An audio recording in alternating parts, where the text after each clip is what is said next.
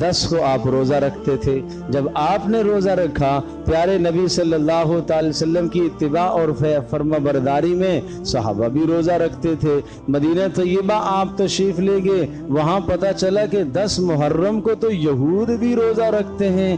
اچھا، یہود بھی روزہ رکھتے ہیں؟ اے اللہ کے رسول، آپ نے تو بتایا کہ یہود و نصارہ کی مخالفت کرنی ہے، اور یہ تو 10 کو روزہ رکھتے ہیں اور ہم بھی 10 کو روزہ رکھیں گے تو ہماری یہود و نصارہ کے ساتھ شباہت ہو جائے گی۔ اور شباہت آپ کو پسند بالکل نہیں تھی۔ کس کے ساتھ؟ یہودیوں کے ساتھ۔ کس کے ساتھ؟ نصرانیوں کے ساتھ۔ کس کے ساتھ؟ مشرکین عرب کے ساتھ۔ کہا کہ میں ایک نیا دین تمہارے لیے لے کر آیا ہوں، ایک مکمل شریعت لے کر آیا ہوں۔ میری زندگی میں اگر کوئی چیز ایسی ہے جو کم ہو تو پھر تم کہیں اور سے لے سکتے ہو، جب کوئی کمی نہیں ہے بھائی۔ سونے کا طریقہ، جاگنے کا طریقہ، کھانے کا، پینے کا، زندگی کا ہر عمل محفوظ ہے، ہر عمل موجود ہے، تو پھر تمہیں کسی اور کی طرف دیکھنے کی ضرورت کیوں پیش آتی ہے؟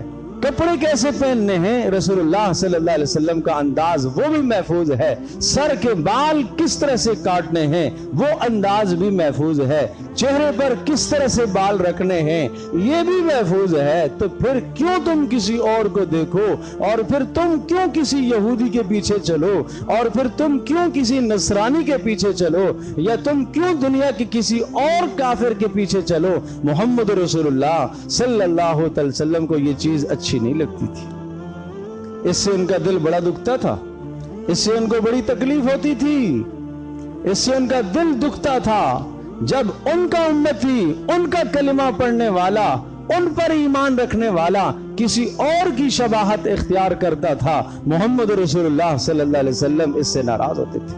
تو پھر ہم کیوں کسی اور کی شباہت اختیار کریں؟ ہم کیوں کسی اور کی شکل و صورت کو اپنائیں؟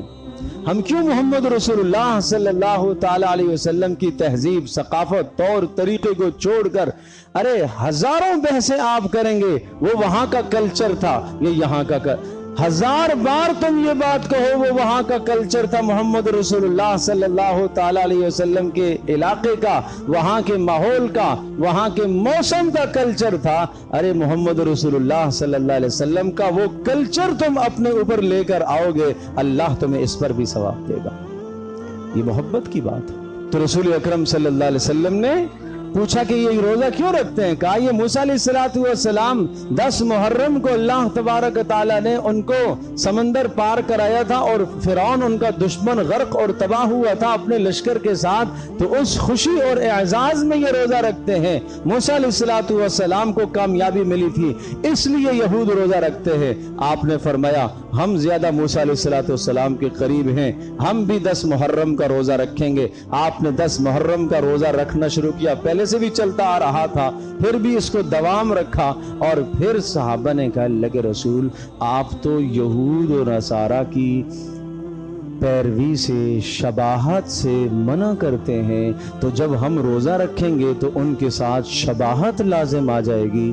اب سنیے، آپ نے فرمایا آئندہ سال اگر مجھے اللہ نے زندگی دی تو 10 محرم کے روزے کے ساتھ ایک روزہ اور ملا لوں گا، 9 محرم کا یا 11 محرم کا، تاکہ روزہ بھی ہو جائے اور یہود کے ساتھ شباہت بھی لازم نہ آئے۔ تو سنیے گا، عبادت میں شباہت رسول اللہ صلی اللہ علیہ وسلم نے برداشت نہ کی، تو عبادت کے علاوہ باقی جگہوں پر رسول اللہ صلی اللہ علیہ وسلم غیر مسلم اقوام کی شباہت کو کیسے برداشت کرے گی؟